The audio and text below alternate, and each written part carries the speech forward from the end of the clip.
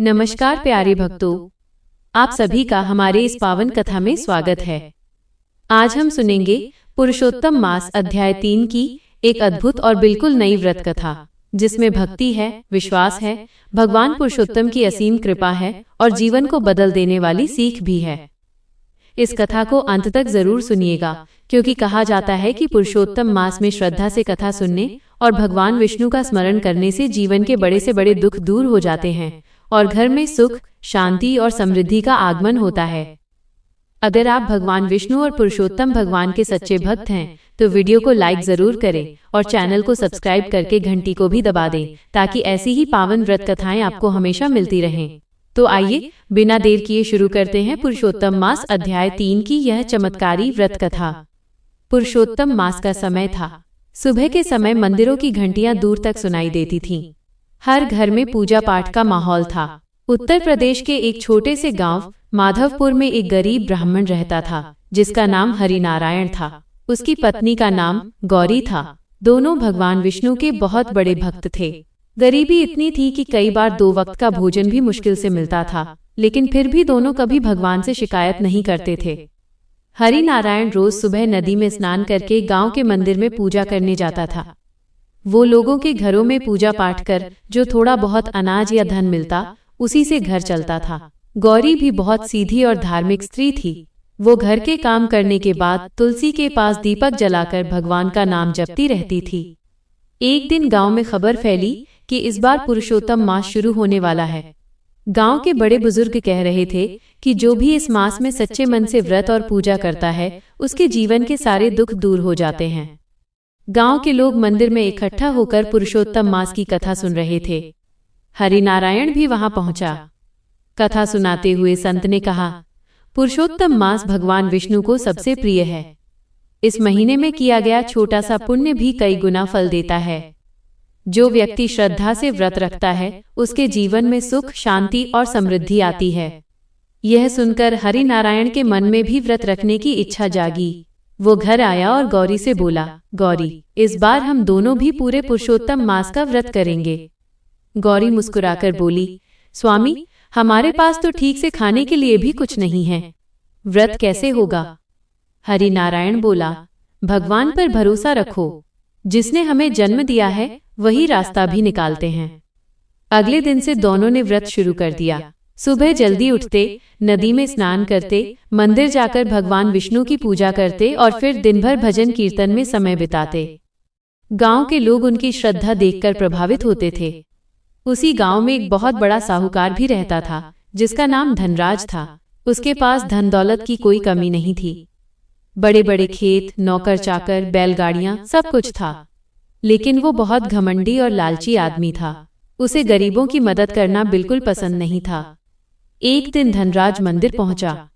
वहां उसने देखा कि लोग हरिनारायण और गौरी की बहुत प्रशंसा कर रहे हैं। ये देखकर उसे जलन होने लगी। उसने मन ही मन सोचा, ये गरीब लोग आखिर इतना सम्मान क्यों पा रहे हैं? उसने गांव वालों से कहा, सिर्फ पूजा पाठ करने से कुछ नहीं होता। जिसके पास धन है वही सबसे बड़ा होता है।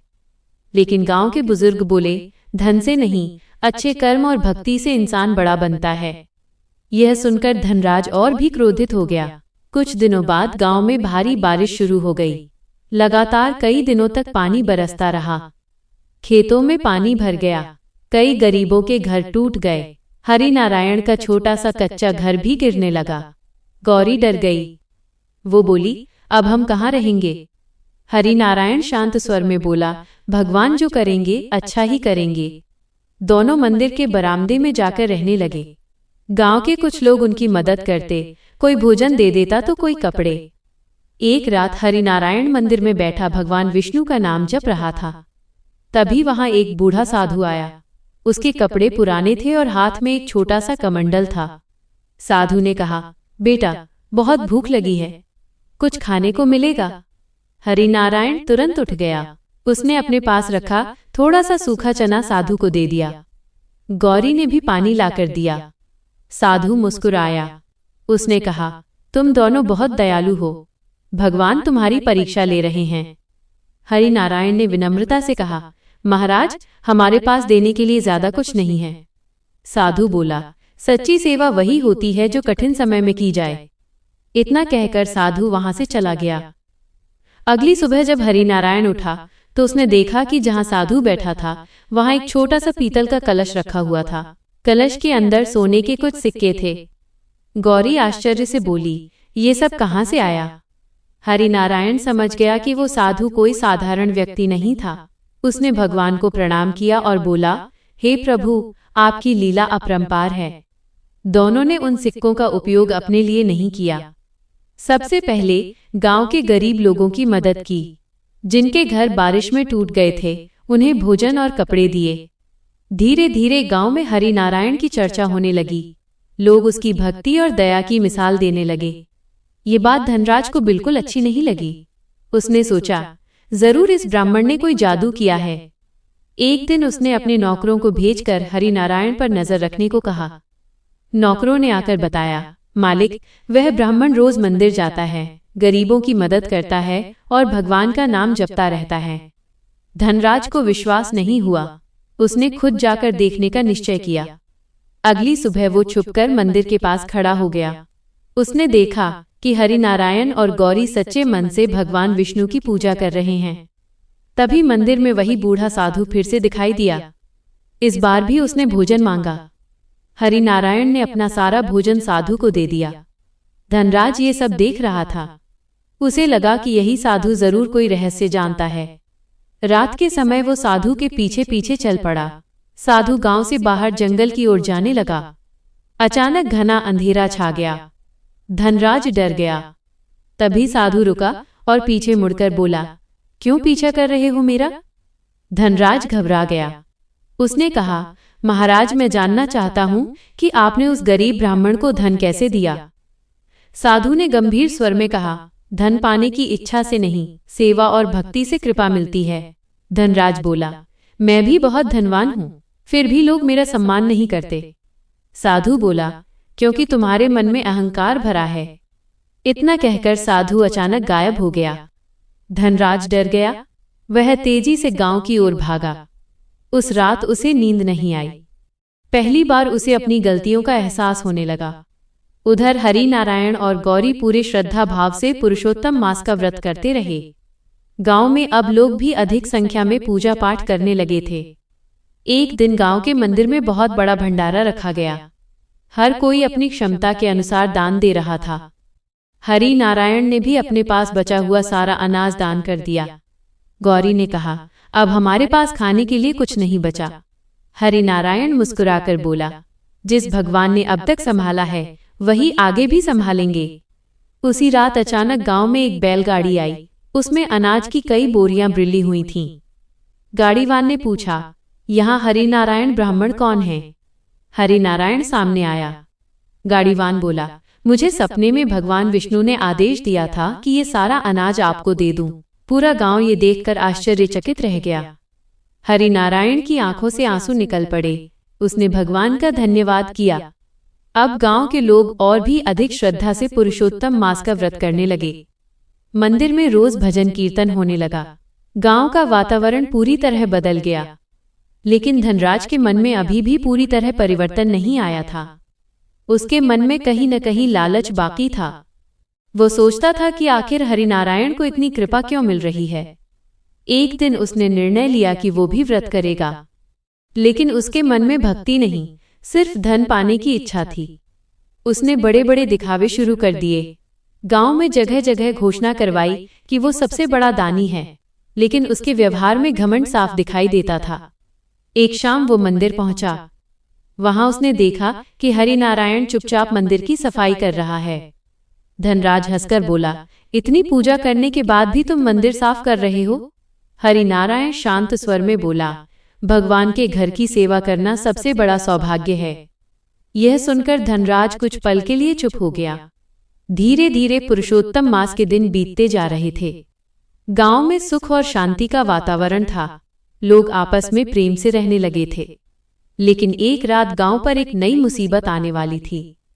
दूर जंगल की तरफ से कुछ डाकू गांव की ओर बढ़ रहे थे। उन्हें खबर मिली थी कि गांव में भंडारे और दान के कारण बहुत अनाज और धन इकट्ठा हुआ है। गांव के लोगों को अभी इस खतरे का पता नहीं था। मंदिर में भजन चल रहा था और हर कोई भगवान के नाम में मग्न था। उधर डाकुओं का सरदार अपने साथियों से बोला, आज रात पूरा गांव लूट लेंगे। आसमान में काले बादल छा चुके थे, तेज हवाएं चलने लगी थीं। गांव के कुत्ते जोर जोर से भौंकने लगे। हरिनारायण मंदिर के बाहर खड़ा आसमान की ओर देख रहा था। उसके मन में अजीब सी बेचैनी होने लगी। उसने आंखें बंद करके भगवान विष्णु का स्मरण किया। रात गहरी होती जा रही थी। पूरे गांव में सन्नाटा फैल चुका था। केवल मंदिर से भजन की धीमी आवाज आ रही थी। हरिनारायण मंदिर के बाहर खड़ा आसमान की तरफ देख रहा था। उसके मन में बार बार एक ही बात आ रही थी कि आज गांव पर कोई बड़ा संकट आने वाला है। उधर जंगल के रास्ते से डाकुओं का दल धीरे धीरे गांव की ओर बढ़ रहा था। उनके हाथों में तलवारें और मशालें थीं। सरदार की आंखों में लालच साफ दिखाई दे रहा था। उसने अपने साथियों से कहा, गांव वाले अभी पूजा पाठ में लगे होंगे, यही सही मौका है। डाकू गांव के पास पहुंचने ही वाले थे कि अचानक तेज आंधी चलने लगी। आसमान में बिजली चमकने लगी, लेकिन डाकुओं ने इसकी परवाह नहीं की। उसी समय मंदिर के अंदर बैठे हरिनारायण ने आंखें बंद करके भगवान विष्णु से प्रार्थना की, हे प्रभु, अगर गांव पर कोई संकट आने वाला है तो उसकी रक्षा करना। तभी मंदिर का दीपक अचानक बहुत तेज जलने लगा। पूरा मंदिर प्रकाश से भर गया। वहां बैठे लोग हैरान रह गए। गौरी डरते हुए बोली, यह कैसा चमत्कार है। हरिनारायण समझ गया कि भगवान कोई संकेत दे रहे हैं। उसने तुरंत गांव वालों को सावधान किया, सब लोग अपने घरों में मत जाओ, आज रात खतरा है। गांव वाले उसकी बात सुनकर चौंक गए। तभी दूर से घोड़ों की आवाज सुनाई देने लगी। कुछ ही देर में डाकुओं का दल गांव में घुस आया। लोग डरकर इधर उधर भागने लगे। डाकुओं ने कई घरों के दरवाजे तोड़ने शुरू कर दिए। औरतें और बच्चे रोने लगे। धनराज अपने बड़े हवेली में छुप गया। उसने अपने नौकरों से कहा, जल्दी सारे दरवाजे बंद कर दो। लेकिन डाकुओं की नजर सबसे पहले उसी की हवेली पर पड़ी। सरदार हंसते हुए बोला, सबसे ज्यादा धन इसी के पास होगा। उन्होंने हवेली का मुख्य दरवाजा तोड़ दिया। धनराज डर के मारे कांपने लगा। उधर गांव के लोग मंदिर में इकट्ठा होकर भगवान से प्रार्थना करने लगे। हरिनारायण सबको धैर्य बंधा रहा था। तभी अचानक गांव के बाहर से शंख की आवाज सुनाई दी। इतनी तेज आवाज थी कि डाकू घबरा गए। चारों तरफ अजीब सा प्रकाश फैल गया। डाकुओं के सरदार ने देखा कि मंदिर की ओर से एक तेज रोशनी उनकी तरफ बढ़ रही है। कुछ डाकुओं ने डरकर अपने हथियार फेंक दिए। सरदार चिल्लाया, भागो यहाँ से। कुछ ही पलों में पूरा डाकुओं का दल गांव छोड़कर भाग गया। गांव वाले ये सब देखकर आश्चर्यचकित रह गया। सब लोग समझ गए कि ये भगवान विष्णु की कृपा थी। धनराज भी हवेली से बाहर निकला। उसका चेहरा डर से पीला पड़ चुका था। पहली बार उसे एहसास हुआ कि धन से ज्यादा बड़ी शक्ति भगवान की कृपा होती है। वो हरिनारायण के पास आया और बोला, आज अगर तुम्हारी बात न मानते तो गांव बर्बाद हो जाता। हरिनारायण शांत स्वर में बोला, ये सब भगवान पुरुषोत्तम की कृपा है। अगली सुबह गांव में हर तरफ इसी घटना की चर्चा होने लगी। लोग मंदिर में जाकर भगवान का धन्यवाद करने लगे। उसी दिन गांव में एक वृद्ध महिला आई। उसके कपड़े फटे हुए थे और वो बहुत कमजोर दिखाई दे रही थी। उसने गांव वालों से कहा, मैं कई दिनों से भूखी हूँ, क्या कोई मुझे भोजन देगा? कुछ लोग उसे देखकर आगे बढ़ गए, लेकिन गौरी तुरंत उसे अपने घर ले आई। उसने अपने हिस्से का भोजन उस वृद्धा को खिला दिया। वृद्धा की आंखों में आंसू आ गए। उसने कहा, बेटी, भगवान तुम्हें सुख दे। गौरी मुस्कुराकर बोली, माता, ये सब भगवान का दिया हुआ है। वृद्धा भोजन करके चली गई, लेकिन जाते जाते उसने गौरी को एक छोटी सी तुलसी की माला दी और बोली, इसे हमेशा अपने पास रखना। गौरी ने आदर से वो माला रख ली। उस रात गौरी ने सपना देखा। सपने में भगवान विष्णु दिखाई दिए। उन्होंने कहा, तुम्हारी सेवा और भक्ति से हम बहुत प्रसन्न हैं। सुबह होते ही गौरी ने यह सपना हरिनारायण को बताया। दोनों की आंखें खुशी से भर आईं। धीरे धीरे पुरुषोत्तम मास का आधा समय बीत चुका था। गांव में अब पहले से ज्यादा शांति और प्रेम दिखाई देने लगा था। लेकिन धनराज के मन में अभी भी संघर्ष चल रहा था। वो समझ नहीं पा रहा था कि सच्ची भक्ति कैसे की जाती है। एक दिन वो हरिनारायण के पास आया और बोला, मुझे भी भगवान की कृपा चाहिए। बताओ मुझे क्या करना चाहिए? हरिनारायण मुस्कुराकर बोला, पहले अपने मन से अहंकार निकालो, गरीबों और जरूरतमंदों की मदद करो। धनराज ने पहली बार किसी की बात विनम्रता से सुनी। उसने उसी दिन गांव के गरीब लोगों में भोजन बांटना शुरू किया। लेकिन लोग अभी भी उस पर पूरी तरह भरोसा नहीं कर रहे थे। एक शाम गांव के बाहर रहने वाला एक गरीब लकड़हारा मंदिर आया। उसका नाम माधव था। वो बहुत परेशान दिखाई दे रहा था। उसने हरिनारायण से कहा, महाराज, मेरी बेटी कई दिनों से बीमार है। मेरे पास इलाज के लिए पैसे नहीं हैं। हरिनारायण के पास भी धन नहीं था, लेकिन उसने भगवान पे भरोसा रखा। वो माधव के साथ उसकी झोपड़ी तक गया। वहां छोटी सी बच्ची तेज बुखार में पड़ी थी। गौरी ने उसकी सेवा शुरू कर दी।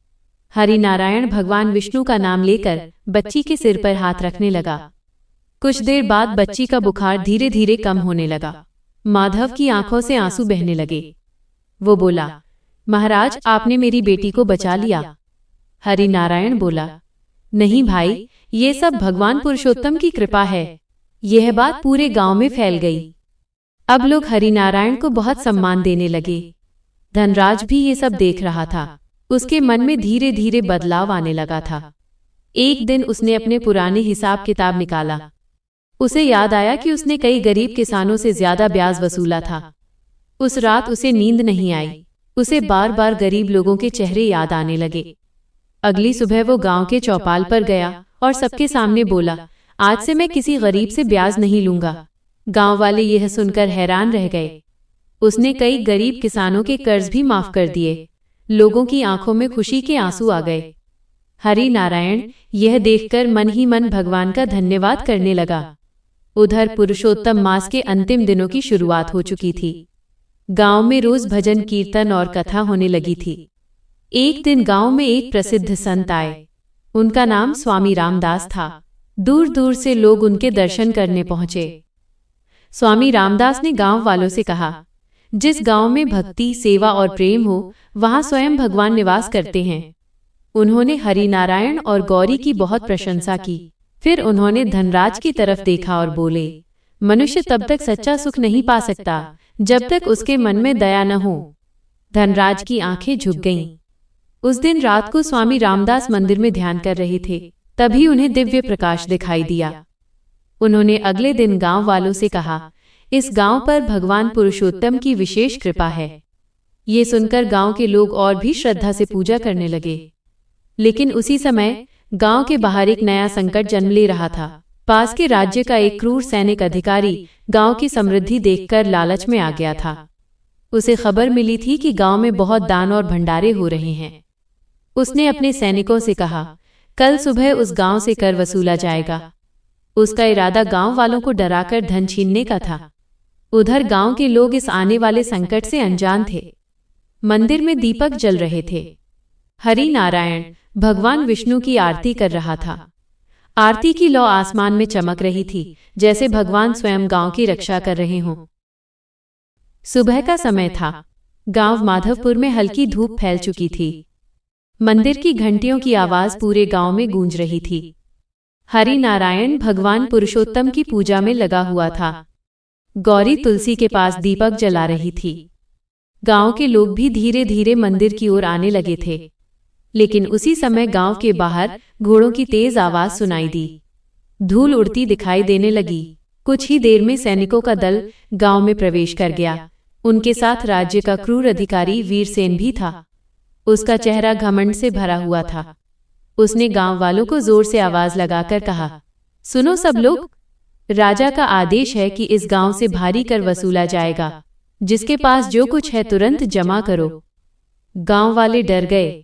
कई गरीब लोग हाथ जोड़कर खड़े हो गए। एक बूढ़ा किसान बोला, मालिक, इस बार फसल भी ठीक नहीं हुई, हम इतना कर कैसे देंगे? वीरसेन क्रोध में चिल्लाया, अगर कर नहीं दिया तो सबकी जमीन छीन ली जाएगी। यह सुनते ही पूरे गांव में भय फैल गया।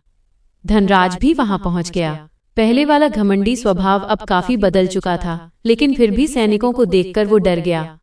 उधर हरिनारायण धीरे धीरे आगे बढ़ा।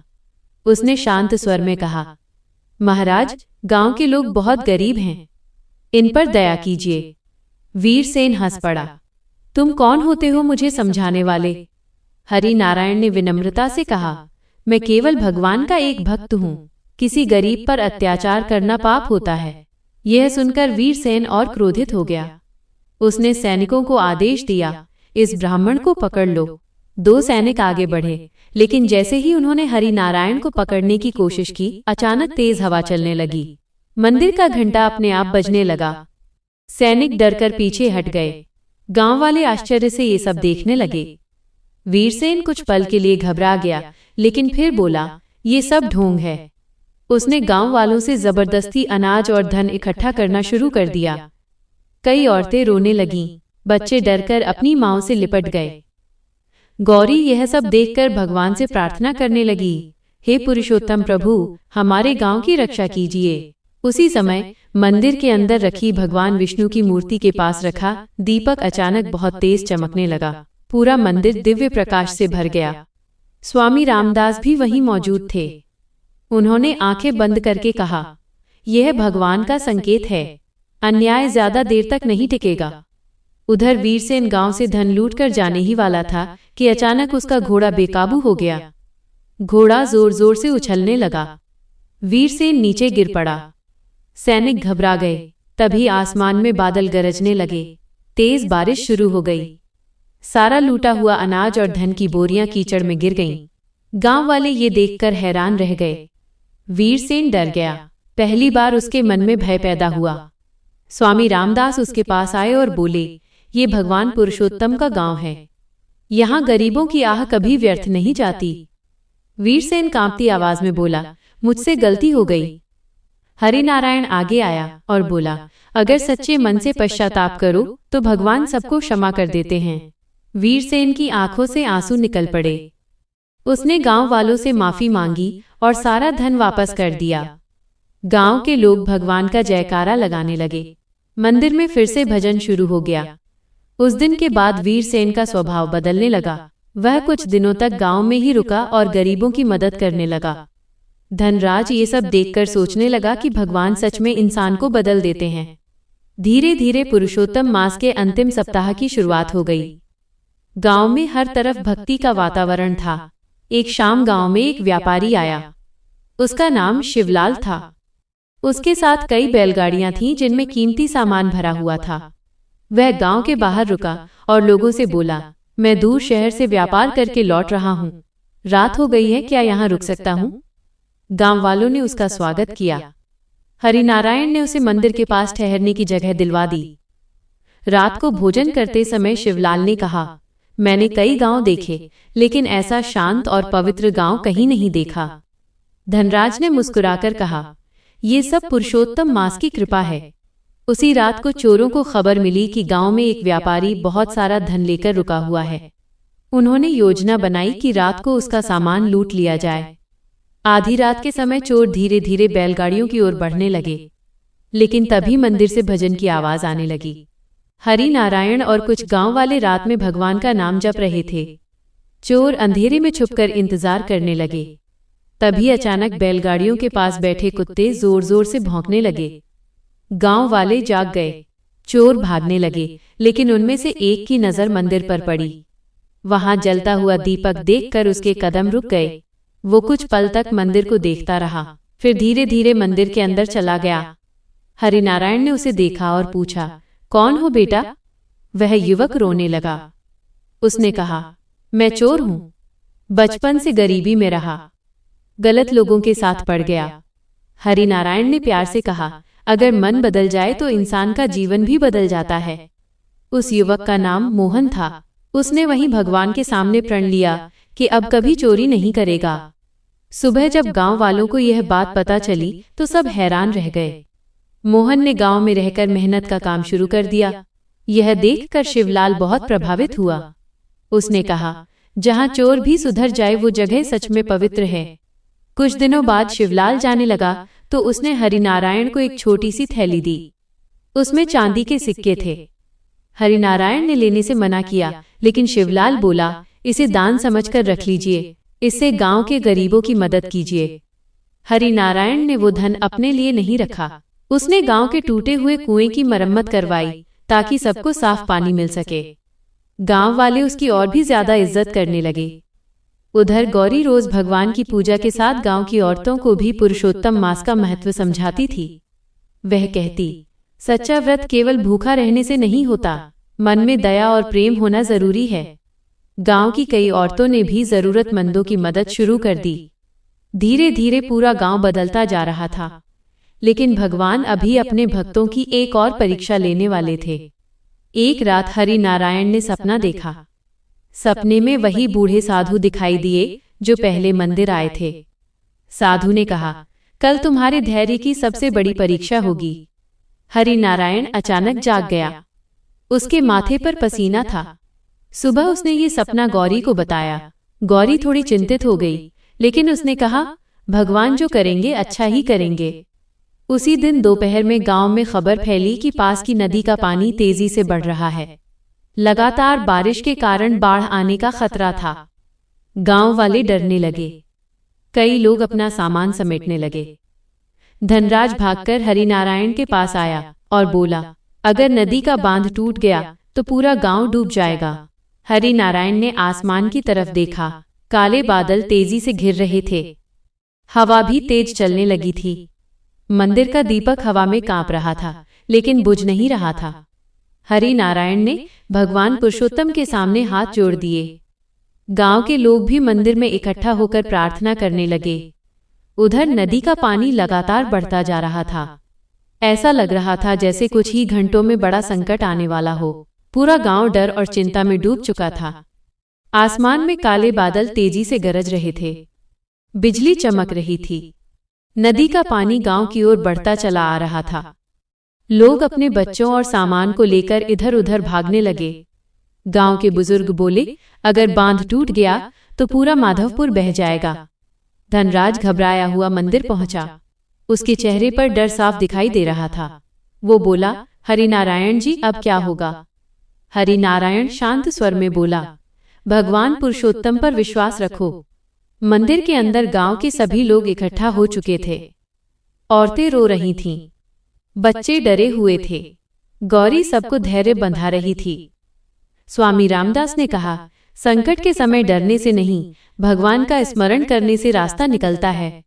सब लोग मिलकर भगवान विष्णु का नाम जपने लगे। उधर नदी का पानी गांव के किनारे तक पहुंच चुका था। तेज बहाव देखकर लोग कांप उठे। ऐसा लग रहा था कि अब कुछ ही देर में सब खत्म हो जाएगा। तभी हरिनारायण अचानक उठ खड़ा हुआ। उसने कहा, मैं बांध तक जाऊंगा। गौरी घबरा गई। नहीं स्वामी, वहां जाना खतरे से खाली नहीं है। लेकिन हरिनारायण बोला, अगर गांव को बचाने के लिए प्राण भी देने पड़े तो पीछे नहीं हटूंगा। यह सुनकर गांव वाले भावुक हो गए। धनराज भी बोला, मैं भी आपके साथ चलूंगा। धीरे धीरे कई गांव वाले उनके साथ चल पड़े। सब लोग बारिश और तेज हवा के बीच नदी की तरफ बढ़ने लगे। जब वे बांध के पास पहुंचे तो देखा कि पानी बहुत तेजी से ऊपर आ रहा है। मिट्टी टूटने लगी थी। कुछ लोग डरकर पीछे हट गए, लेकिन हरिनारायण ने भगवान का नाम लेकर मिट्टी और पत्थर लगाने शुरू कर दिए। धनराज और बाकी लोग भी उसकी मदद करने लगे। बारिश लगातार बढ़ती जा रही थी। कई बार ऐसा लगा कि बांध टूट जाएगा। उसी समय हरिनारायण ने आंखें बंद करके प्रार्थना की, हे पुरुषोत्तम प्रभु, यह गांव आपकी शरण में है। तभी अचानक तेज हवा शांत होने लगी। बारिश भी धीरे धीरे कम होने लगी। गांव वाले आश्चर्य से आसमान की ओर देखने लगे। कुछ ही देर में नदी का पानी रुकने लगा। जो बांध टूटने वाला था वह धीरे धीरे स्थिर हो गया। सब लोग खुशी से चिल्ला उठे, पुरुषोत्तम भगवान की जय। गांव बच चुका था। धनराज की आंखों से आंसू बहने लगे। उसने हरिनारायण के चरण पकड़ लिए। आज समझ आया कि सच्ची शक्ति धन में नहीं, भक्ति में होती है। हरिनारायण ने उसे उठाया और गले लगा लिया। अगली सुबह पूरे गांव में खुशी का माहौल था।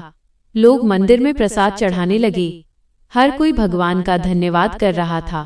उसी दिन स्वामी रामदास ने गांव वालों से कहा, तुम सबने मिलकर एकता और विश्वास की ताकत दिखाई है। यही पुरुषोत्तम मास का असली फल है। गांव वाले उनकी बातें ध्यान से सुनते रहे। उधर मोहन, जो पहले चोर था, अब पूरी मेहनत से गांव के लोगों की मदद करता था।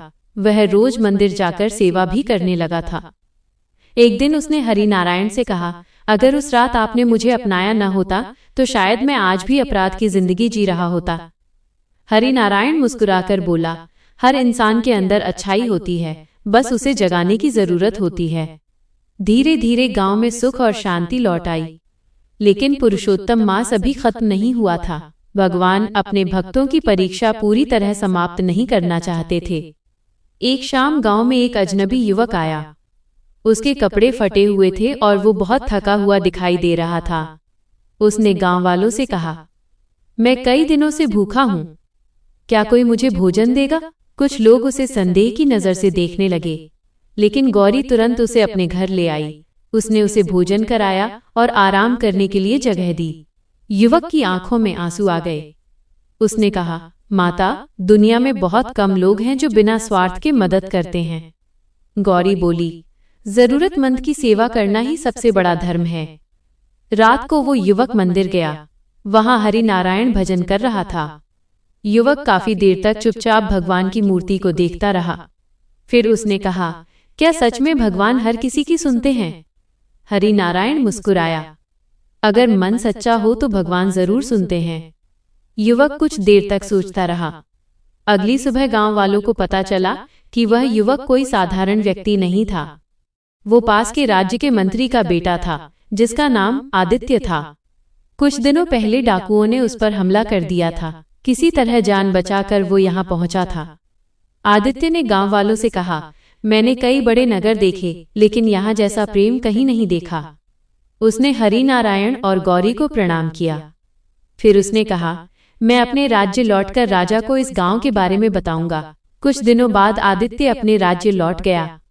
उधर गांव में पुरुषोत्तम मास के अंतिम दिन करीब आने लगे थे। मंदिर को फूलों से सजाया जाने लगा। गांव के लोग बड़ी श्रद्धा से पूजा की तैयारी कर रहे थे। धनराज ने भी इस बार बिना किसी दिखावे के दान देना शुरू किया। अब उसके चेहरे पर पहले जैसा घमंड नहीं था। एक दिन उसने गांव के चौपाल में कहा, आज से मेरे घर का अन्न पहले गरीबों के लिए होगा। गांव वाले उसकी बातें सुनकर खुश हो गए। उसी रात हरि नारायण मंदिर में बैठा भगवान का ध्यान कर रहा था। तभी उसे लगा जैसे मंदिर के अंदर कोई दिव्य प्रकाश फैल रहा हो। उसने आंखें खोली तो देखा कि वही बूढ़े साधु उसके सामने खड़े हैं। हरि नारायण तुरंत उनके चरणों में झुक गया। साधु मुस्कुराए और बोले, तुमने हर परीक्षा में धैर्य और दया दिखाई है। हरि नारायण बोला, महाराज, ये सब भगवान की कृपा है। साधु ने कहा, पुरुषोत्तम भगवान तुमसे बहुत प्रसन्न हैं। इतना कहकर साधु ने अपने हाथ से हरि नारायण के सिर को छुआ। उसी क्षण पूरा मंदिर दिव्य प्रकाश से भर गया। हरि नारायण की आंखों से आंसू बहने लगे। उसे ऐसा अनुभव हुआ जैसे उसके मन का सारा दुख मिट गया हो। कुछ ही पलों में साधु वहां से गायब हो गए। अगली सुबह हरि नारायण ने ये बात किसी को नहीं बताई, लेकिन उसके चेहरे पर अद्भुत शांति दिखाई दे रही थी। उधर गांव में अचानक एक नई खबर फैल गई। पास के राज्य का राजा स्वयं माधवपुर आने वाला था। यह सुनते ही गांव वाले आश्चर्य में पड़ गए। किसी को समझ नहीं आ रहा था कि राजा अचानक गांव क्यों आना चाहता है। लेकिन हरि नारायण शांत था। वो समझ चुका था कि भगवान की लीला अभी बाकी है। पूरा माधवपुर गांव राजा के आने की खबर सुनकर उत्साहित भी था और थोड़ा घबराया हुआ भी। गांव के लोग अपने अपने घरों की सफाई करने लगे। मंदिर को फूलों और दीपकों से सजाया जाने लगा। हर कोई यही सोच रहा था कि आखिर राजा अचानक इस छोटे से गांव में क्यों आना चाहता है। धनराज चौपाल में खड़ा लोगों से कह रहा था, राजा के स्वागत में कोई कमी नहीं रहनी चाहिए। उधर हरि नारायण हमेशा की तरह शांत भाव से मंदिर में पूजा कर रहा था। उसके चेहरे पर वही सादगी और भक्ति दिखाई दे रही थी। गौरी ने पूछा, स्वामी, क्या आपको पता है कि राजा क्यों आ रहे हैं? हरि नारायण मुस्कुराकर बोला, जो कुछ हो रहा है वो भगवान पुरुषोत्तम की इच्छा से हो रहा है।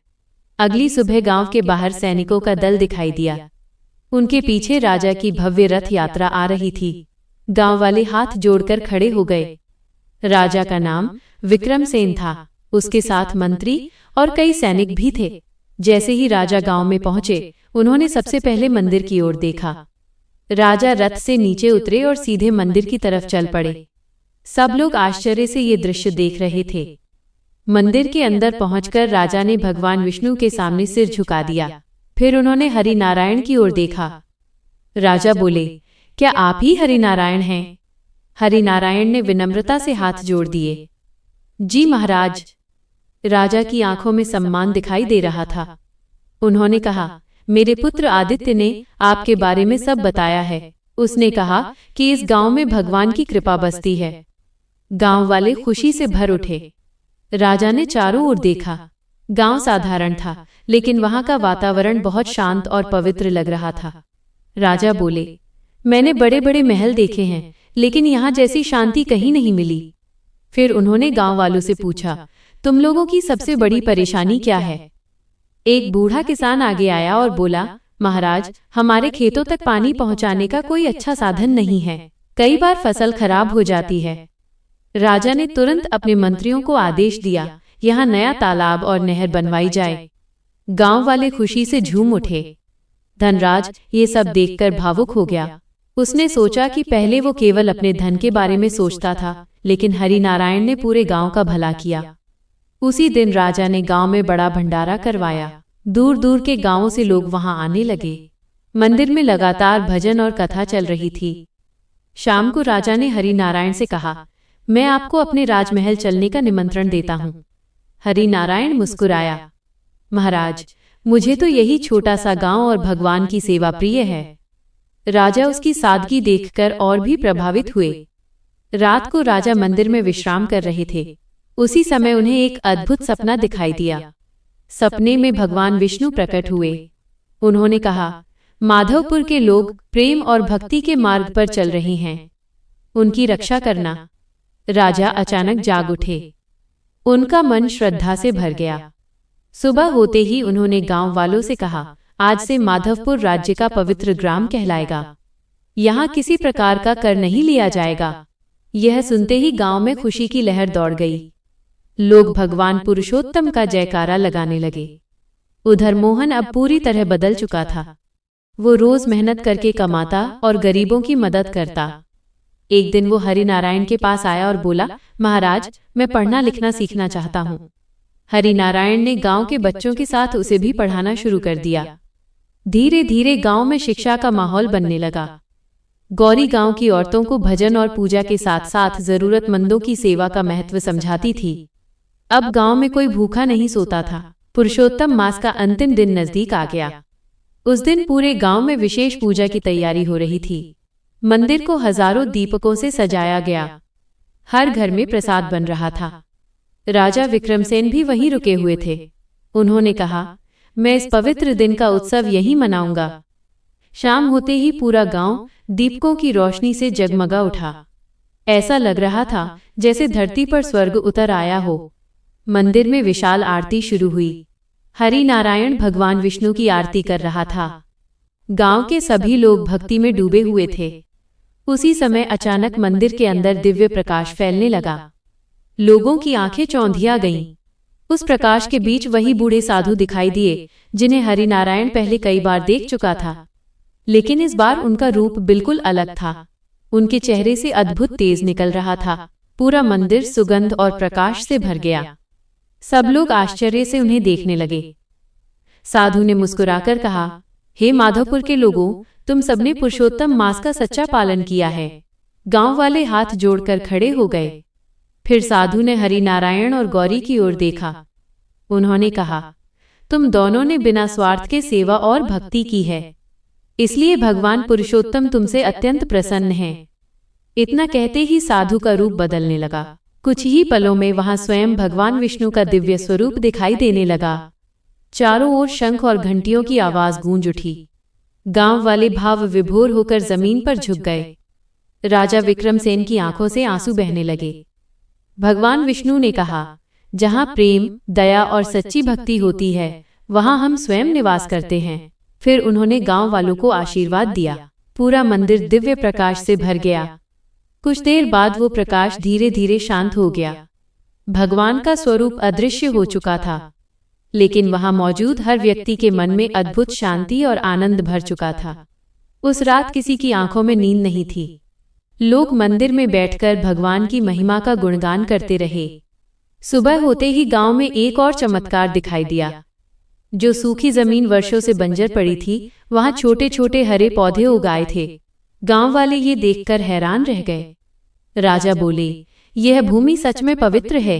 कुछ दिनों बाद राजा अपने राज्य लौटने लगे। जाते समय उन्होंने हरिनारायण से कहा, अगर कभी किसी चीज की जरूरत हो तो मुझे जरूर याद करना। हरिनारायण ने मुस्कुराकर कहा, महाराज, हमें केवल भगवान का नाम ही पर्याप्त है। राजा ने आदर से उन्हें प्रणाम किया और वहां से चले गए। धीरे धीरे पुरुषोत्तम मास समाप्त हो गया, लेकिन गांव के लोगों के जीवन पूरी तरह बदल चुके थे। अब वहां हर दिन भजन, सेवा और प्रेम का वातावरण रहता था। लेकिन भगवान की कृपा की कहानी अभी पूरी तरह समाप्त नहीं हुई थी।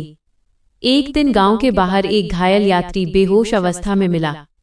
जब गांव वाले उसे उठाकर मंदिर की ओर ला रहे थे, तब हरिनारायण को महसूस हुआ कि ये व्यक्ति गांव के भविष्य से जुड़ा कोई बड़ा रहस्य लेकर आया है। सुबह का समय था। मंदिर के आंगन में हल्की धूप फैल रही थी। पक्षियों की आवाज पूरे वातावरण को मधुर बना रही थी। गांव के लोग रोज की तरह भगवान पुरुषोत्तम की पूजा में लगे हुए थे। तभी कुछ लोग घायल यात्री को सहारा देकर मंदिर के पास लेकर आए। उस युवक के कपड़े धूल और खून से भरे हुए थे। वो बुरी तरह घायल दिखाई दे रहा था। गौरी तुरंत पानी और कपड़ा लेकर आई। हरिनारायण ने उसे मंदिर के बरामदे में लिटाया। गांव की औरतों ने उसकी सेवा शुरू कर दी। कुछ देर बाद युवक को होश आया। उसने धीरे धीरे आंखें खोलीं। हरिनारायण ने पूछा, बेटा तुम कौन हो? युवक ने कमजोर आवाज में कहा, मेरा नाम राघव है, मैं दूर राज्य से आया हूं। वो ज्यादा बोल नहीं पा रहा था। गौरी ने उसे औषधि दी और आराम करने को कहा। 2 दिन तक गांव वाले उसकी सेवा करते रहे। धीरे धीरे उसकी हालत सुधरने लगी। तीसरे दिन उसने हरिनारायण से कहा, मैं जिस राज्य से आया हूं वहां बहुत बड़ा संकट आ गया है। सब लोग ध्यान से उसकी बातें सुनने लगे। राघव बोला, हमारे राज्य में कई महीनों से सूखा पड़ा है। लोग भूखे हैं, मंदिर सूने पड़े हैं, लोगों ने भगवान का नाम लेना तक छोड़ दिया है। उसकी आंखों में दर्द साफ दिखाई दे रहा था। हरिनारायण शांत स्वर में बोला, जहां भक्ति खत्म हो जाती है वहां दुख बढ़ने लगता है। राघव बोला, मैंने आपके गांव और पुरुषोत्तम मास की महिमा के बारे में सुना था, इसलिए यहाँ सहायता मांगने आया हूँ। गांव वाले एक दूसरे की ओर देखने लगे। धनराज आगे आया और बोला, अगर किसी की मदद से लोगों का जीवन बच सकता है तो हमें जरूर करना चाहिए। अब उसका स्वभाव पूरी तरह बदल चुका था। मोहन भी बोला, हम सब मिलकर मदद करेंगे। गांव के लोग तुरंत अनाज, कपड़े और धन इकट्ठा करने लगे। कुछ ही दिनों में कई बैलगाड़ियों में सामान भर दिया गया। राघव ये देखकर भावुक हो गया। उसने कहा, आज समझ आया कि सच्चा धर्म क्या होता है। हरिनारायण ने कहा, जरूरतमंद की सेवा करना ही सबसे बड़ी पूजा है। फिर तय हुआ कि गांव के कुछ लोग राघव के साथ उसके राज्य जाएंगे। धनराज, मोहन और कई युवक तैयार हो गए। गौरी ने यात्रा पर जाने वालों के लिए भोजन तैयार किया। अगली सुबह सब लोग भगवान पुरुषोत्तम का आशीर्वाद लेकर यात्रा पर निकल पड़े। रास्ता लंबा और कठिन था। कई जंगलों और पहाड़ियों को पार करना पड़ा। रात को वे लोग एक पुराने मंदिर में रुके। वो मंदिर टूटा हुआ था और वहां कोई पूजा नहीं होती थी। राघव बोला, पहले यहाँ बहुत भक्त आते थे, लेकिन अब सब बदल गया है। हरिनारायण मंदिर के अंदर गया। उसने वहां पड़े टूटे दीपक को उठाया और भगवान के सामने जलाया। धीरे धीरे बाकी लोगों ने भी मंदिर की सफाई शुरू कर दी। कुछ ही देर में वहां फिर से भजन गूंजने लगा। पास के गांवों के लोग ये देखकर वहां आने लगे। एक बूढ़ी महिला बोली, कई वर्षों बाद इस मंदिर में फिर से पूजा हो रही है। हरिनारायण मुस्कुराया। जहां भगवान का नाम लिया जाए वहां अंधेरा नहीं टिकता। अगली सुबह यात्रा फिर शुरू हुई। कई दिनों बाद वे लोग राघव के राज्य पहुंचे। वहां का दृश्य देखकर सबका मन दुखी हो गया। खेत सूखे पड़े थे। लोग कमजोर और परेशान दिखाई दे रहे थे। बच्चों के चेहरे पर उदासी थी। राज्य का राजा भी बहुत चिंतित था। जब उसे पता चला कि माधवपुर से लोग सहायता लेकर आए हैं, तो उसने तुरंत उन्हें महल में बुलाया। राजा का नाम पृथ्वीराज था। वो हरिनारायण के सामने हाथ जोड़कर बोला, हमारे राज्य को बचा लीजिए। हरिनारायण बोला, राजन, हम केवल भगवान के सेवक हैं, कृपा तो वही करेंगे। फिर पूरे राज्य में पुरुषोत्तम भगवान की पूजा और भजन शुरू करवाया गया। गांव-गांव जाकर लोगों को दया, सेवा और भक्ति का महत्व समझाया जाने लगा। धनराज और मोहन भी लोगों की मदद में जुट गए। धीरे धीरे लोगों के मन बदलने लगे। जो लोग पहले एक दूसरे से झगड़ते थे, अब मिलकर काम करने लगे। हरि नारायण रोज मंदिर में बैठकर भगवान विष्णु का नाम जपता था। एक रात राजा पृथ्वीराज ने सपना देखा। सपने में भगवान विष्णु प्रकट हुए और बोले, जहाँ प्रेम और सेवा होती है वहाँ सुख लौट आता है। सुबह होते ही राजा ने पूरे राज्य में घोषणा करवा दी कि अब कोई भूखा नहीं रहेगा। राजमहल के भंडार गरीबों के लिए खोल दिए गए। लोगों के मन में नई आशा जागने लगी। उधर कई दिनों बाद आसमान में बादल दिखाई देने लगे। धीरे धीरे ठंडी हवाएं चलने लगीं। एक शाम अचानक बारिश शुरू हो गई। लोग खुशी से झूम उठे। बच्चे बारिश में नाचने लगे। किसान खुशी के आंसू बहाने लगे। राजा पृथ्वीराज मंदिर पहुंचा और भगवान के सामने सिर झुका दिया। उसने कहा, आज हमारा राज्य फिर से जीवित हो गया। राघव भावुक होकर हरि नारायण के चरणों में गिर पड़ा। आपने हमारे जीवन बदल दिए।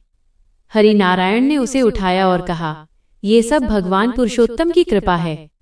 कुछ दिनों बाद वहां के खेतों में हरियाली लौट आई। राज्य में फिर से खुशहाली आने लगी। राजा पृथ्वीराज ने कहा, आज से हर वर्ष पूरे राज्य में पुरुषोत्तम मास का व्रत और कथा करवाई जाएगी। लोग खुशी से भगवान का जयकारा लगाने लगे। कई महीनों बाद हरिनारायण और बाकी लोग वापस माधवपुर लौटे। जब गांव वालों ने उन्हें आते देखा तो खुशी से भर उठे। पूरा गांव उनके स्वागत के लिए इकट्ठा हो गया। गौरी की आंखों में खुशी के आंसू आ गए। मंदिर में फिर से भव्य भजन और आरती शुरू हुई। उस रात हरिनारायण मंदिर में अकेला बैठा भगवान का ध्यान कर रहा था। तभी मंदिर में वही दिव्य प्रकाश फैलने लगा। भगवान विष्णु का स्वर गूंजा, हे भक्त, तुमने केवल अपने गांव ही नहीं, अनेक लोगों के जीवन में प्रकाश फैलाया है। हरिनारायण की आंखों से आंसू बहने लगे। भगवान बोले, जो व्यक्ति पुरुषोत्तम मास में सच्चे मन से व्रत, सेवा और भक्ति करता है, उसके जीवन से दुख दूर हो जाते हैं। पूरा मंदिर दिव्य सुगंध से भर गया। कुछ देर बाद प्रकाश धीरे धीरे शांत हो गया। अगली सुबह हरिनारायण ने गांव वालों से कहा, सच्चा व्रत केवल उपवास नहीं, बल्कि दया, प्रेम और सेवा है। गांव के लोग उसकी बातें ध्यान से सुनते रहे। धीरे धीरे माधवपुर दूर दूर तक एक पवित्र गांव के रूप में प्रसिद्ध हो गया। लोग वहां केवल कथा सुनने नहीं, बल्कि प्रेम और सेवा सीखने आने लगे। धनराज ने अपना जीवन गरीबों की मदद में लगा दिया। मोहन बच्चों को शिक्षा देने लगा। राघव हर वर्ष पुरुषोत्तम मास में माधवपुर जरूर आता। गौरी गांव की औरतों को भक्ति और सेवा का मार्ग सिखाती रही। और हर वर्ष जब पुरुषोत्तम मास आता, पूरा गांव दीपकों से जगमगा उठता। मंदिर में भजन गूंजते। लोग जरूरतमंदों की मदद करते। हर घर में प्रेम और शांति का वातावरण रहता। धीरे धीरे समय बीतता गया, लेकिन माधवपुर की यह कथा दूर दूर तक फैल गई। लोग कहते थे कि जहाँ सच्ची श्रद्धा, सेवा और भगवान पुरुषोत्तम का नाम होता है, वहाँ कभी अंधेरा नहीं टिकता। इसी विश्वास और भक्ति के साथ माधवपुर के लोग जीवन बिताते रहे और भगवान पुरुषोत्तम की कृपा सदैव उन पर बनी रही। तो भक्तों, ये थी पुरुषोत्तम मास अध्याय 3 की पावन और चमत्कारी व्रत कथा। इस कथा से हमें यही सीख मिलती है कि जो व्यक्ति सच्चे मन से भगवान पुरुषोत्तम की भक्ति करता है, जरूरतमंदों की सेवा करता है और अपने मन में दया और प्रेम रखता है, उसके जीवन से हर दुख और संकट धीरे धीरे दूर हो जाते हैं। भगवान पुरुषोत्तम की कृपा हमेशा अपने भक्तों पर बनी रहती है। अगर आपको ये पावन कथा पसंद आई हो तो वीडियो को लाइक जरूर करें, चैनल को सब्सक्राइब करें और कमेंट में जय पुरुषोत्तम भगवान अवश्य लिखें। इस कथा को अपने परिवार और दोस्तों के साथ भी जरूर शेयर करें, ताकि उन तक भी भगवान की ये दिव्य महिमा पहुंच सके। हम फिर मिलेंगे एक नई पावन व्रत कथा के साथ। तब तक के लिए जय श्री हरि, जय पुरुषोत्तम भगवान।